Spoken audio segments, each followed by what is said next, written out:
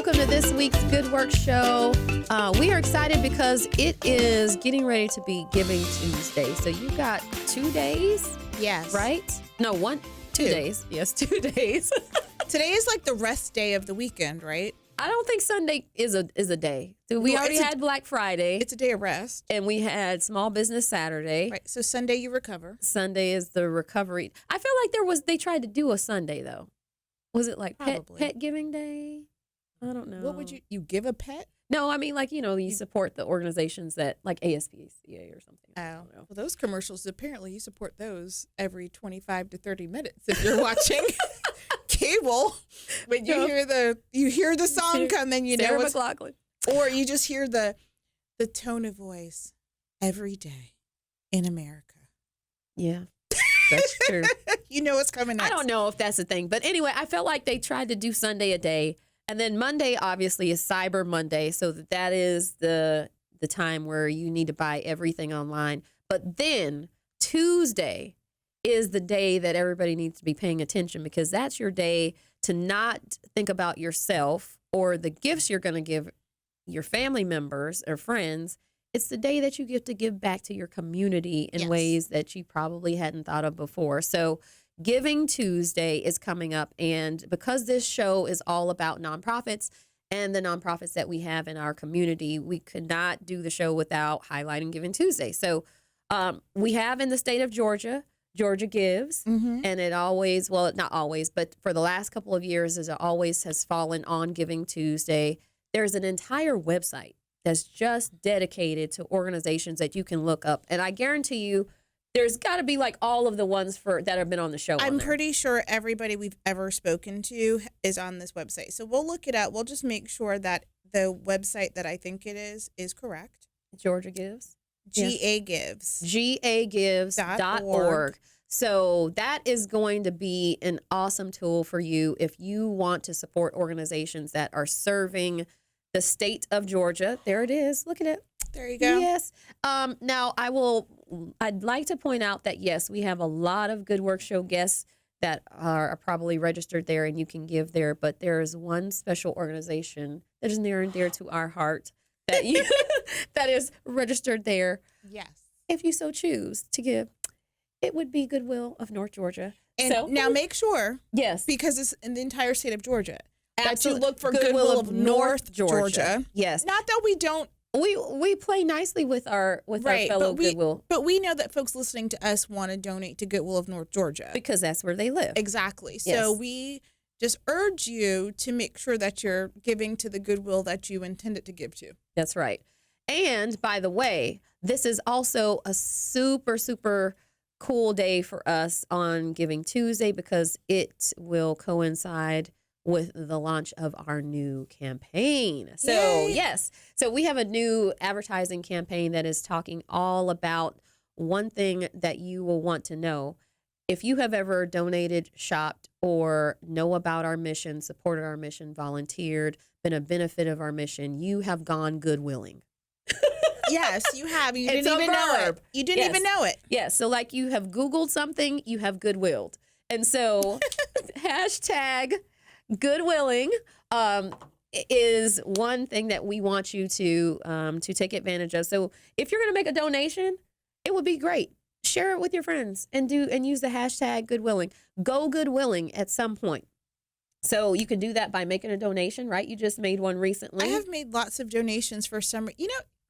Maybe it's the time of year. Yeah, you can clean out your closet. It's like I'm looking for a sweater and then you find like this. My thing was I started finding stuff that I did not wear at all this spring or summer. And I was like, obviously I don't like this anymore. So I got rid of it. And then there's sweaters that I'm like, I don't want to wear this coming winter. So I got rid of that too. Especially like if you're going through your closets right now and there's sweaters and coats and warm weather things that you don't think you're going to wear or you can't wear them because you lost weight this year and they're just too big. That's right. It's a tent. It's a tent. Go ahead and donate those things now. Yes. Because there are people that are going to be out there looking for that stuff now and as the weather's changing, and that's a way that you can go Goodwilling. That's right. And you don't want to wait till the end because everybody tries to wait till that last week of the year. Don't do that. And then it's so busy. Like, just, do like what Trenise did and put a little bit aside every day. And then that way you don't have to wait. You don't have to procrastinate. There's no reason why you should do that. You should just definitely do that. And if you don't have things in your closet that you need to get rid of, there is also an opportunity for you to give dollars. So you could definitely do it through the Georgia Gives, gagives.org, or you could go to gogoodwilling.org. You could go to goodwillng.org, make a donation online. It's a great way if you have dollars to support the 25,000 North Georgians that we are going to connect with jobs this year. That is a great way to do that. And you know what? I always say, when I tell people about the mission and our mission, a lot of people don't really know. They know about the stores and they know about the donation centers. They don't really know what we do with the mission. And I kind of like to say, when you meet somebody for the first time, what's one of the first things that you ask them? What do you do? What do you do? So if you don't have a job, or you are out of work, or you are looking for that other job, there's a sense of pride that you get when you're able to talk about that. And then there's also a sinking feeling when you have to say, I'm unemployed. Mm-hmm. And think or about, you're not proud of what you're doing. Right. And it's not your career path. Right. So think about if that were you, and somebody asked you that question and you needed to answer that, and you were one of those folks who we are seeking to help this year and had to answer that for yourself. Just put yourself in that situation and then decide, wow, Goodwill will be a great place for me to do that. Especially for the people that we help. Because I don't want to take all the time. Just sitting here. I know, but some of the people that we help, because we help a lot of different people in a lot of different situations too. So, we have folks that are coming in that just need a little bit. They may be getting interviews, but maybe you're not getting the job. That's right. So maybe I just need a little bit of support to say, well, am I doing something wrong in an interview? So let me get that kind of help. They just come into one of our career centers one time. Or I may just need to spruce up my resume, and then I'm good to go. Then there are some folks that are out there, they may have some greater barriers to employment. So maybe there's something in their record that they need help overcoming. Maybe they have some sort of maybe physical or cognitive disability that they need to be able to figure out a way. How can I have a job that can work with the accommodations that I need? So we can do that. Some folks may just lack training.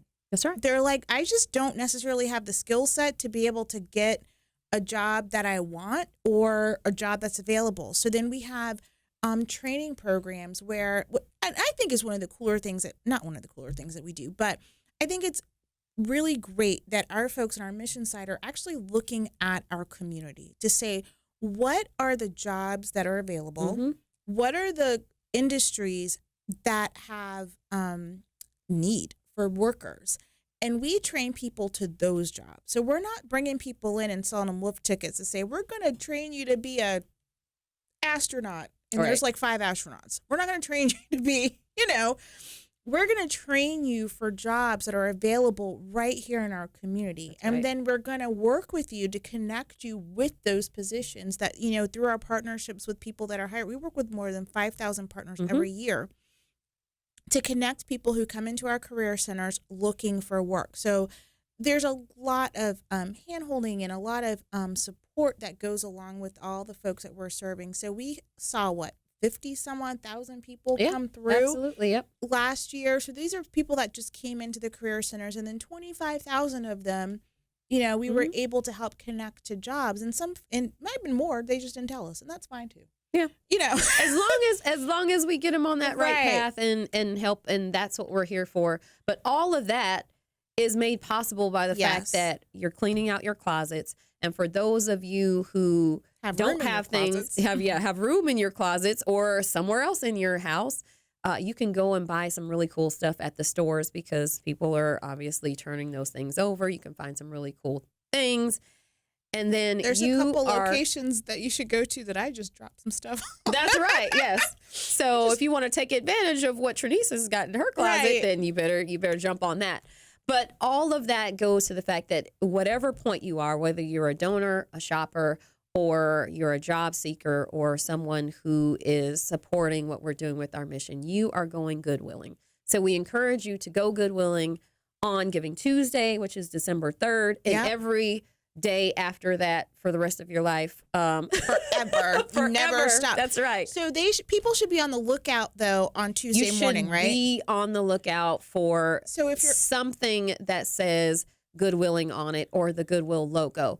If you don't see it, I feel like you should tag us on social media. And say I didn't see it. And say I didn't see it. If you're outside.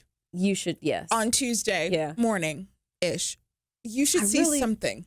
I really feel like, this is not going to be part of it because I don't think we don't have it, but I really wanted that bat signal. Well, you know what? If it's cloudy, we can just take you outside. But that's not the same thing. It's not the same thing as a bat signal. We can put you on the roof of the building with a sign, and then we'll just point a really strong flashlight at you. I know, but that's not going to project. No, it's not. I really want to find that. I feel like they make that. It is. It's like the world's most powerful but they make them. I've seen. Does it have to be cloudy when you do it? Because I feel like it needs to project on something. I feel like it needs to. Didn't they do?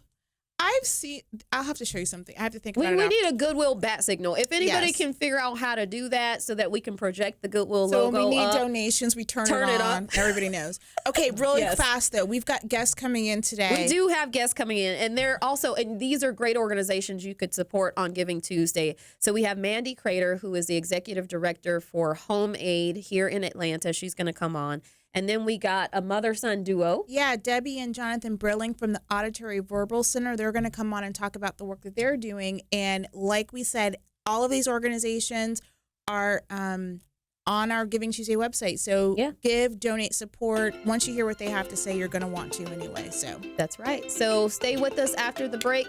You're listening to The Good Work Show. To learn more about the show and how your company can tell their story, like us on Facebook and follow us on Twitter @GoodWorkShow. Welcome back to this week's Good Work Show. We are excited because we're sitting here with Mandy Crater, and she is the executive director for HomeAid. Welcome to the show. Hi, thanks. Well, actually, welcome back to the show because you have been on the Good Work Show, I guess it's been a couple years now, maybe 2 years or so. Probably more than that. I think it was around 2016. Yeah. Were y'all doing it then? Yeah. It's been a minute. Yeah. So excited to bring you back and then talk to those folks who weren't with us back then about what HomeAid is and what the mission is. Our mission is to build new lives for homeless families and individuals through housing and community outreach. And we do that by working with the building industry. We partner with them and they give us discounts and donations to help existing nonprofits that are providing shelter within Metro Atlanta. So those folks that have facility needs, so they want to expand their programs, they want to add beds, they need some maintenance. So we bring the folks that know everything there is to know about construction to the folks that know everything there is to know about getting people out of homelessness and into stable housing, put them all together and help more people. That's great. Yeah, that's really cool. So talk to us a little bit about the need. So I'm going off script, Elaine, sorry. You'll follow along. Yep. Talk to us a little bit about the need. Like, what are we looking at on what gaps is HomeAid helping to fill in for the organizations that are out there serving the homeless population in Atlanta? Well, and most folks don't realize that on any given night in Metro Atlanta, in the 9-county area we serve, which is kind of the sort of ones closest in, there are 5,700 homeless people. And the average age of those people is about 9 years old. So when you think of someone that's homeless, often you think of someone that is on the side of the road holding a sign, and that's not normally a child. But there are a lot of mothers and children. Probably about 40% of that 5,700 are women and children, and about 11% are veterans. So the folks that you often see are only about 20% of the population that's experiencing homelessness on any given night. Yeah, wow. And so, interestingly enough, you are bringing together people who know how to build homes with the people who know how to end homelessness. Talk to us about some of the partners that you have involved, because I think it's that's a unique way to bring, obviously, people who can provide the solutions and who are tackling the problem together. But give us a sense of who you're working with. Well, right now we have a couple of projects that we're just getting off the ground. One is down in Jonesboro, and we are working with House of Dawn. She has been around for about 15 years. Dawn Murray has been around for about 15 years, helping teenagers that are pregnant and experiencing homelessness, as young as 13 years old. So these girls at probably the most vulnerable times in their lives don't have anywhere to stay. They got kicked out. I mean, there's a million reasons why. And so we're building what she calls her second chance home, and that's for the youngest people that are in her program. So 13 to 18-year-olds, they have a house mom that lives there.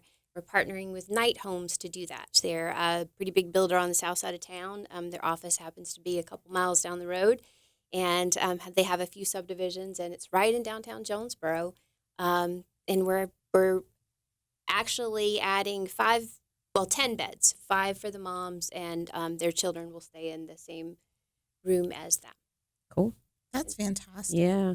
So one of the things that I saw is that you guys do, it's not just necessarily facilities, that you guys are kind of taking care, you call it the continuum of care. So it's not just homeless shelters. It's any facility or organization that's working to serve people who are needing homes, whether it's transitional homes or that kind of stuff, right? Right. Well, and the other project that I didn't mention just now is we're working down in Southwest Atlanta with an organization called Making a Way Housing, and she provides basically permanent supportive housing for folks that are in recovery and or living with HIV and AIDS. So some of the folks that you would think, would be some of the hardest folks have the most barriers to overcome in order to kind of get back on their feet. She's helping those folks down there. And so she has an apartment complex, and we've gutted a couple of her buildings and are going to put them back together. The apartment complex is from the 60s, so it hasn't been repaired a whole lot since then. So we're sort of slowly making our way around. Last year, we completed a project with Brock Built and that same complex, and he repaired 8 units. We're doing another 8 units with B.A. Barrett Construction right now. And so we've just gotten permits for that too. And we're, past permitting. We're in framing now. So, we're working with those folks too. So yes, she provides more permanent supportive housing where Dawn really is working with people that are getting through high school, but then she has other programs to kind of make sure she's following these girls so that they can stay housed and move forward and get back on their feet. So when the builders are constructing a new unit or housing unit, who actually owns it? Is it HomeAid? Or just curious how how that works out, because they could build things, but the builder doesn't necessarily own it, do they? No, no. So what happens is the service provider, like House of Dawn or Making Way Housing, either owns or controls the property before they come to us. Got it. And then they also have to fundraise, because our goal is to save them money, not to pay for the entire construction. We usually average around 50% off. So, depending on the cost of the project, if it's a $100,000 project, we mean to build it for $50,000. But in order for us to say yes to the project, for our board to approve it, they have to have 75% of the funds raised, so that we know, just in case, in case we don't quite meet our mark of 50% off, then they can use that additional funding to put towards the people that they serve, not worry so much about their facility. So they own it already, or they own the land, or they own the building, and then we're just fixing it for them. Got it. That's fantastic. So I think it's just interesting to talk a little bit about why some of these builders and construction companies would want to do this, because that's those are your foot soldiers, right? So talk to us a little bit about those organizations and those companies that have said, okay, we want to participate in something like this. Well, I say all the time that I have the best job in the world, because all I do is work with people that want to help. So on the one side, the people that are providing housing, their whole purpose is to serve. And then on the building side, the building industry, all the people that I've worked with are so giving, so generous. One builder in particular, Dan O'Dwyer with O'Dwyer Homes, who has built a couple of projects with us up in Roswell for the the Drake House, also that work with women and children, is kind of not somebody that you would think would be so emotional, sort of a big, burly Irishman and, owns his own company, built this pretty big company on the north side of town. And every single time he talks about the work that he's done with the Drake House, he breaks down and cries. I mean, he's just so, he puts it that, we have, and several builders that I've spoken to put it that, this is our talent and this is how we give back. And basically, this is what we're supposed to do. I mean, this is what God has called us to do. This is how we can help. And this is the best use of our abilities and the best way to give back. So it's amazing. I mean, it just feels good all the time to work with such generous people. Yeah. Is this model for HomeAid unique to Atlanta? Because I mean, it seems like, what you're doing is pretty innovative and getting the right people around the table to be able to do this at a low cost, for the organizations that are standing up these facilities. But is this, of course, we absolutely have the need here. Is this something that could grow to other places and help out with real estate there? Well, actually, we are part of a larger network. There is a HomeAid America, and we are one of 19 chapters nationwide. America started in 1989 in Southern California, where there's a huge need, obviously, for housing, and was started by a bunch of builders that looked around and said, "This is our job. What are we doing? We got to do something about this." And so it's a very grassroots organization, and it's sort of grown organically. I think our 20th chapter is going to open shortly in Orlando. Okay, fantastic. So that will be one of 3 on the East Coast. It takes a minute to get across the country, apparently. So there's us, there's Northern Virginia, and hopefully soon will be Orlando. So yeah, we've been around since 2001, so we're one of the older, more established chapters, but new ones all the time. There's a new one in Austin. There's a new one in Utah. I don't know, I'm losing track. I haven't even met all the people yet. We have a conference in March, so I'm looking forward to meeting the new chapters. Oh, that's great. Yeah, that's fantastic. Cool. It's nice to see that it's growing and that folks are using what they know how to do, because there's no shortage of building going on in Atlanta. So there's a lot of there's a lot of construction companies and a lot of growth and a lot of building going on. So it's really good to see that folks, kind of come to you and say, "Hey, let's just do this." So how do people permanently become like a part and become members, or is it like they sign on for a project and then go away? So how does that process work? Generally, we have what we call a builder captain for a particular project, and so they take on that project and run it just like they would any of their other construction projects. I mean, if they were building a house, this is the same type deal. They bring all of their trades with them, so different folks that they work with that do electrical for them on a regular basis, they can convince them to do this electrical at a little less cost or no cost, depending. And so it's a per project thing. However, we've had, like I was saying about Dan or Dwyer, some folks come back. We have a couple of people that just get a heart for it, and depending on how busy they are and the size of the project, they can say yes more than one time. So not usually in 1 year, but, we're always got something new going on. So Cool. Yeah. So, Mandy, we have about a minute left. We want to ask you a few more questions about HomeAid and then give our audience an opportunity to hear from you some of the people that have been served by this, because I think we've talked a lot about the process of how it happens. But there's a lot of people and a lot of families behind the work that you're doing. So love for you to share a success story or two with us, and then share with us some of the things that people can get involved in. Because, as we have talked, and I think even the last time you were on the show, is that putting people or giving people an opportunity to have a roof over their head is one part. There are often so many other things that they're in need of to support that family and to keep that stability going. So we'd love to talk a little bit more about that and what HomeAid is doing when we come back after the break. All right, you're listening to The Good Work Show. To learn more about the show and how your company can tell their story, like us on Facebook and follow us on Twitter @GoodWorkShow. Audience, welcome back to The Good Work Show. We have been chatting with Mandy Crater, who is the Executive Director for HomeAid here in Atlanta, an organization that is connecting builders to organizations that are serving people who are homeless and helping to end homelessness and bringing them both together to create projects where they are providing housing, safe, affordable housing for folks who need it in our community. So super important mission.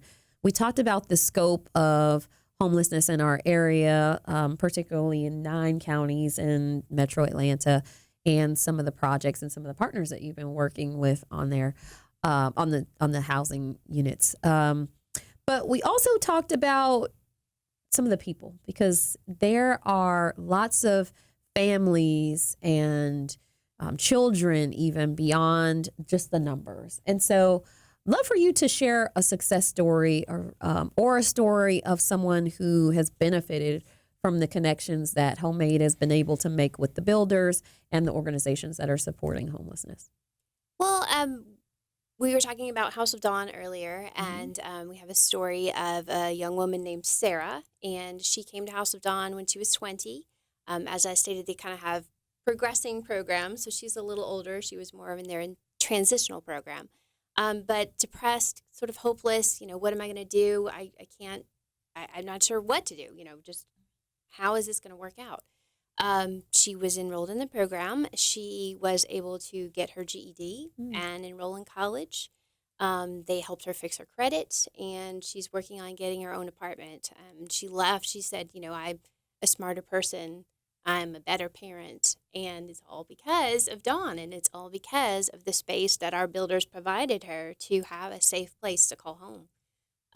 So that she could do better, and that she could learn, and she could get out on her own and take care of her child. So those kinds of stories and those kinds of heartstrings that we tug at when we ask people to help us, and when the builders do, when we do have a ribbon cutting or a groundbreaking ceremony for the project, we always kind of like to have a graduate there to tell folks, this is why you're doing what you're doing. This is why we went through this whole project and made this work. This is why you did the work at half price or at no charge, or you donated materials.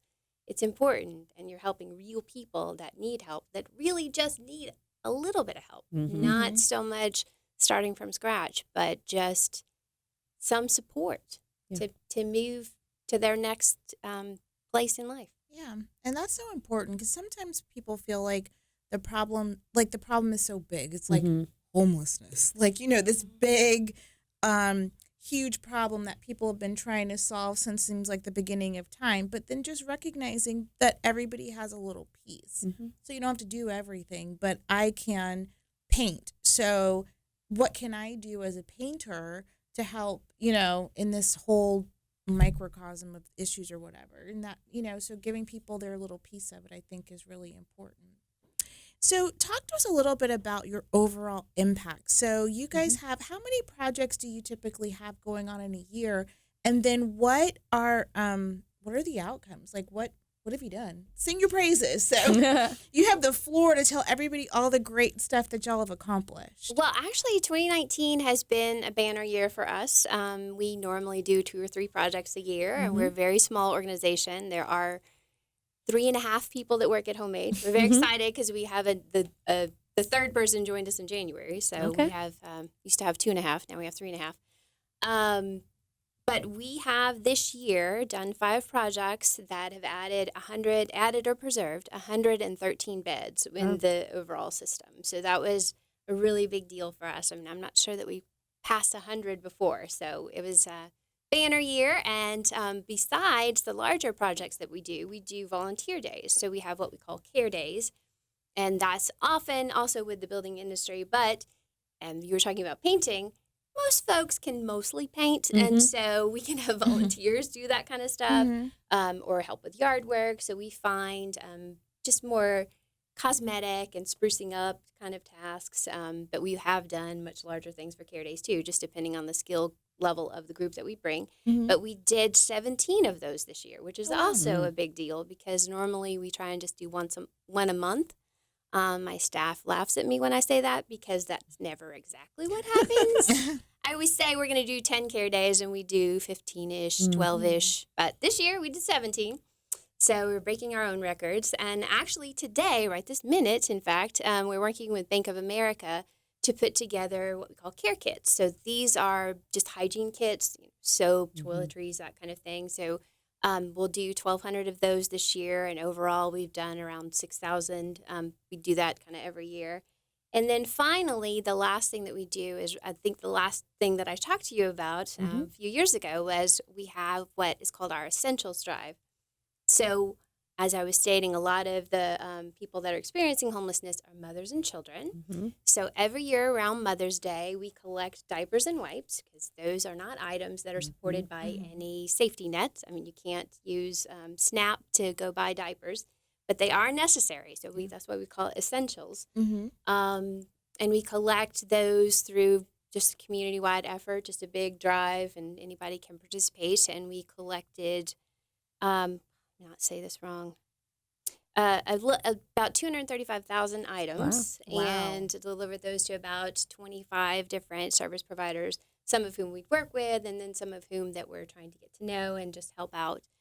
So that's another big thing that we do. And then next year, I think it's the goal is 200 beds. So we'll see. Mm-hmm. Everybody thinks I'm a little too ambitious, but we did it this year. Yeah. We've done really well. So Well, it's very there's exciting. a need, and and if you don't push for that, then people may not answer the call. So we don't want them to rest on 100. We want them to go bigger and better. Yes. Yeah. So that's awesome. So do you find that the builders also like to get involved in the care days and the essential drives too? Because I would imagine that they're super excited to be able to do the work that they've been doing, but then think about for their own employee engagement and opportunities for their team members to get a little bit more involved in that. Do they often support those other initiatives as well? Yeah, it is usually a big day, a big sort of team building day for within a company. And then another thing we find is a big networking opportunity. So depending on the size of the day and how many volunteers we have there and how many different companies want to participate,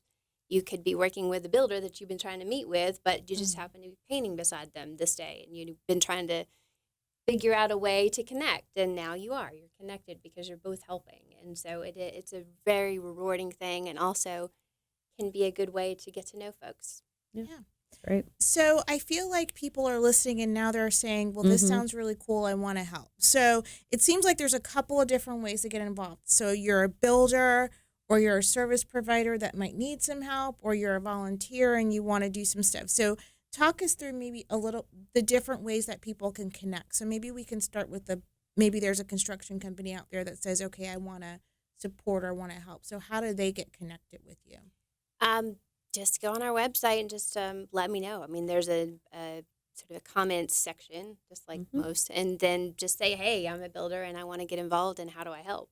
And I will find something for you to do, for sure. Oh, cool. And so that's one thing. For service providers, there is an application on our website, so they can go online, and if they have a building need, they can fill out the application. And then there's a few ways that we have to vet the service providers and kind of go through a process for those folks. But happy to get to know you, happy to learn more about you. And then for the volunteer days that we do, those are a little less stringent, so we can come help even if it's not a larger project. So that's a way to get involved too.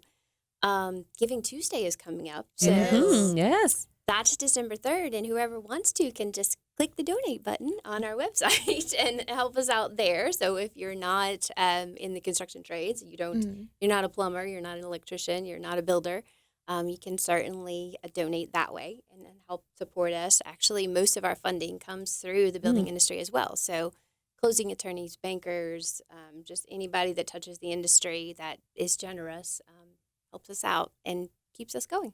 And then you guys do also take material goods donations as well, or no? Or how does that work with like the actual material donations?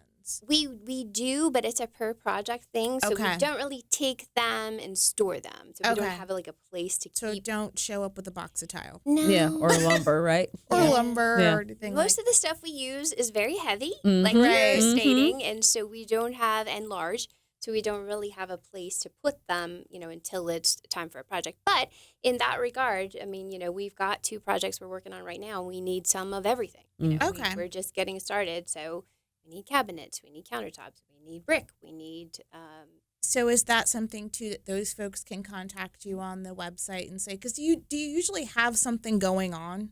Like all the time. All the time? More often than not, yes. We're either, in the midst of a project, or we're getting ready to start a project, so we're trying to line things up. So, yeah, we're sort of always stopping, starting, middle of something. And do you guys only just take new stuff? Or, like, I'm just thinking about, like, if you're renovating a house and you're taking out, if you're careful, taking out, say, cabinetry. there's nothing wrong with it. It's probably in good shape. It just doesn't work for that house. Like, is that stuff that you guys would accept, or is it just generally like new stuff that people are donating? How does that work?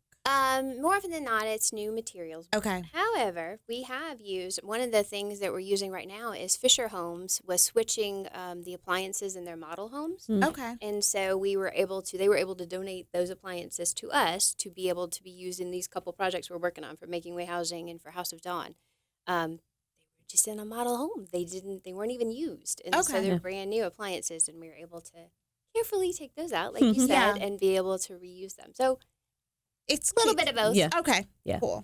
Well, Mandy, it was great having you on. If you could give our audience the website, tell us how to find you on social media so that they can follow along, make those donations on Giving Tuesday. So we've got about 30 seconds if you want to give us that information.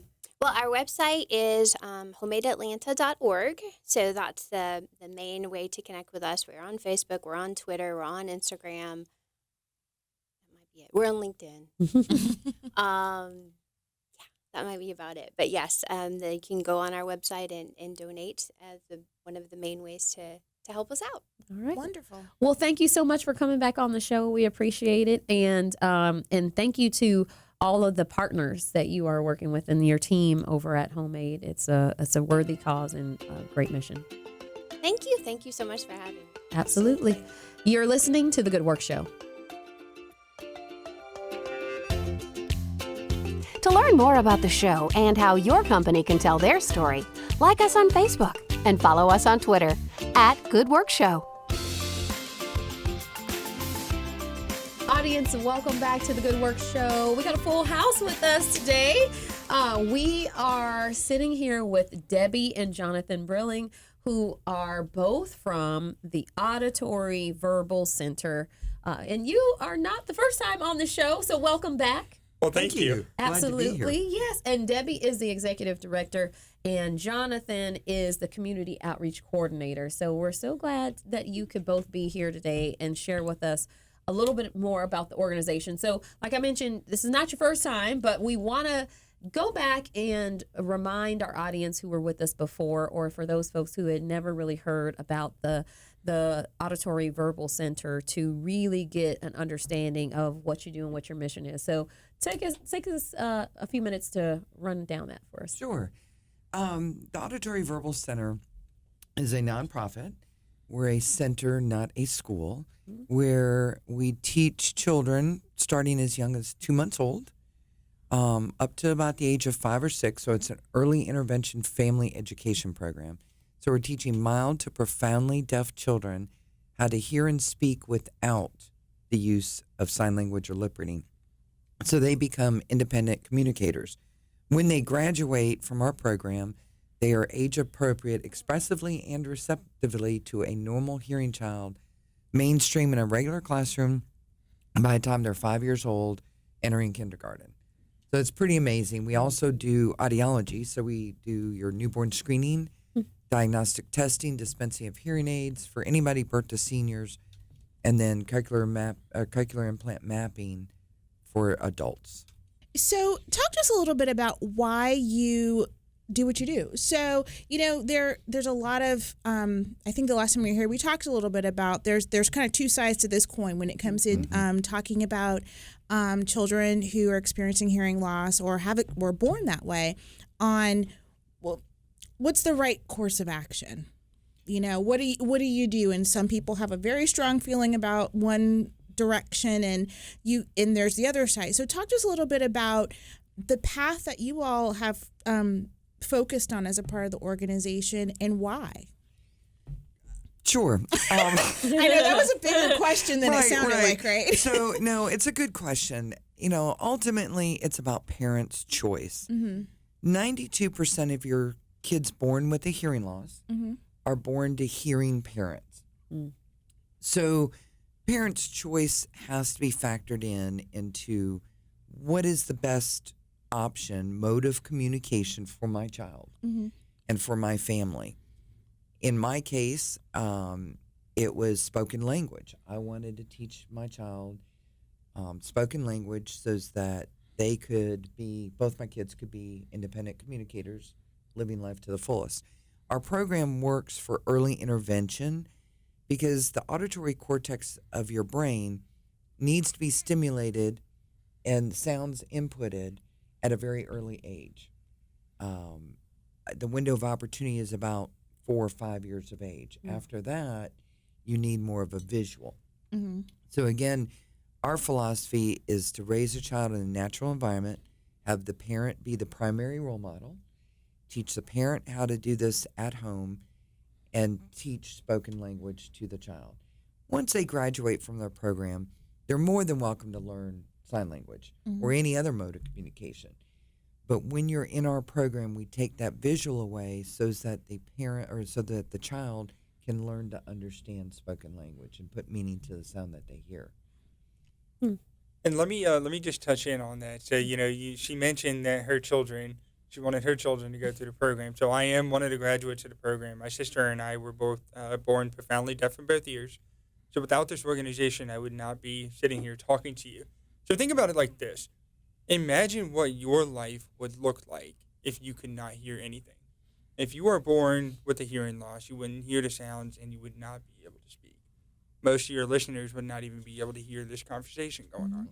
So without this place, I wouldn't be here.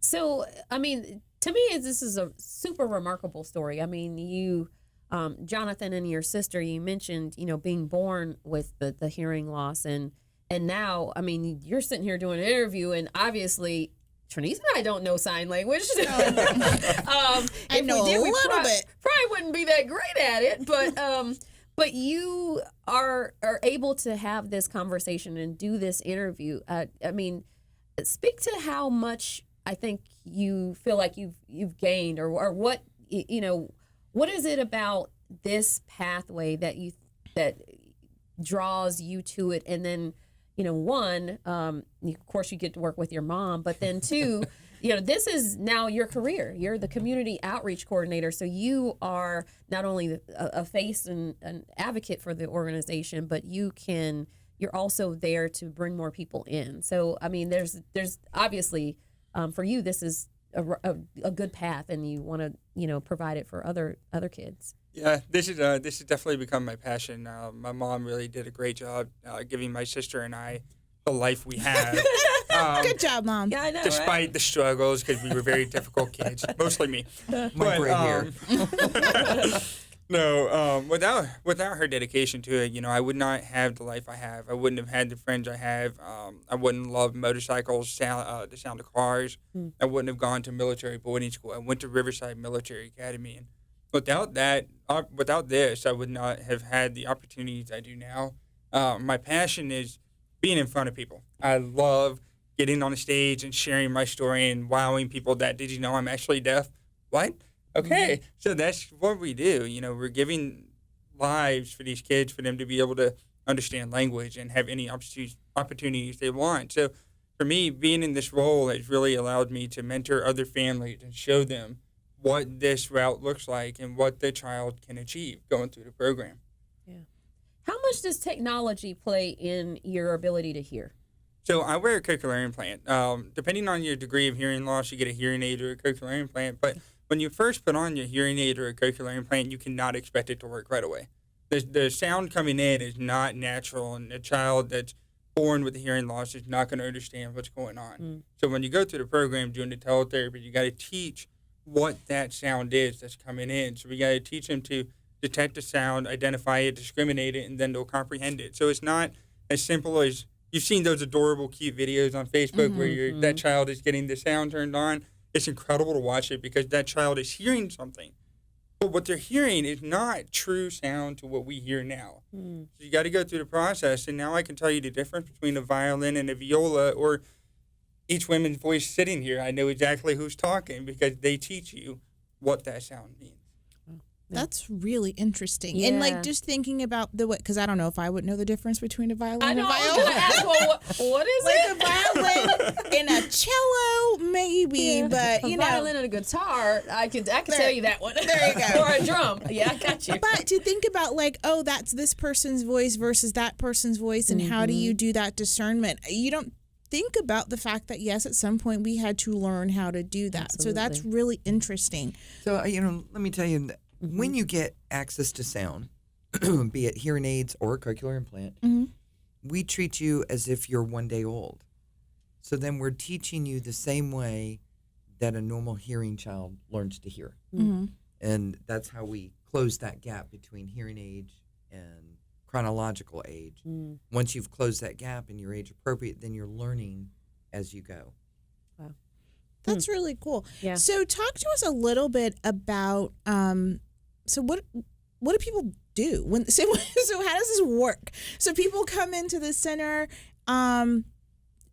what happens? Yeah. So basically what happens is every baby born in the state of Georgia is tested for hearing loss before they leave the hospital. Now that wasn't always the case, right? No, back in the 90s, in my situation, it was not. But in 2001, we got it passed.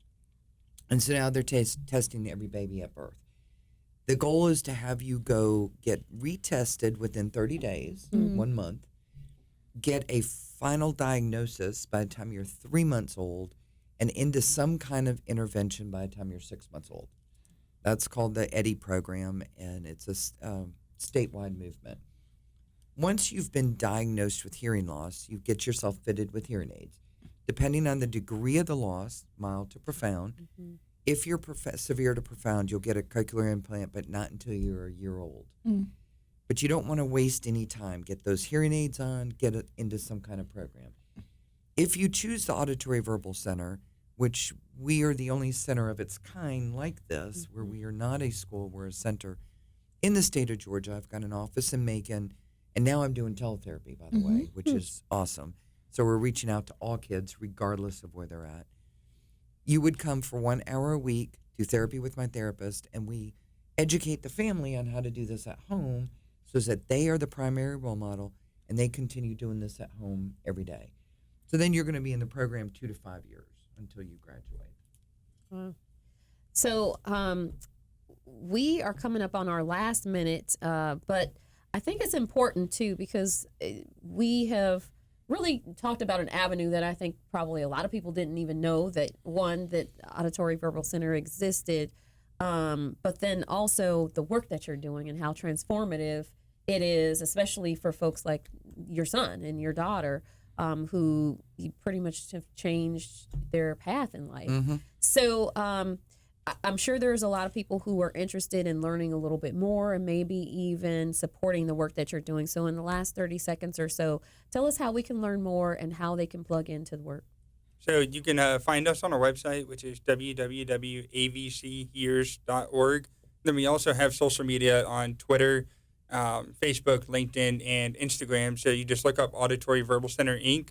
You'll find everything we have going on through our board meetings, through all of our fundraising initiatives, even the Festival of Trees, whatever it is, you'll find it all on there. Yeah, we just participated in Festival of Trees this year. Nice. So our tree is decorated, all about the gift of sound. Because I have a question for both of you. What is your favorite sound?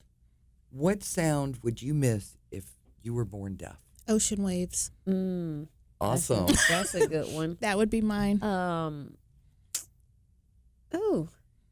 I'd have to say probably a voice of a family member. I think I would probably miss. My mom has a really distinctive cough. Like she was born premature, so she always has had like lung issues, like upper respiratory. But it's so distinctive that I could, if she coughed in a store, I'd know it. Right. Like right. I know my mom, and so I think that I'd miss being able to hear that. I think. Well, that's what these kids are missing. Stuff like that. If it wasn't for the Auditory-Verbal Center, and they're able to hear everything that you and I hear and enjoy the world around us now. And that's what our tree down at the Festival of Trees represents. And of course, you've got Giving Tuesday on December 5th or December 3rd. December 3rd. December 3rd. That's right. Yep. Yes. Yep. Yeah. Well, thank you both for coming in, Debbie and Jonathan. It's been a pleasure to have you back. Auditory-Verbal Center. Everybody look them up, and thank you so much. Well, thank you. Thank you. You're listening to The Good Work Show.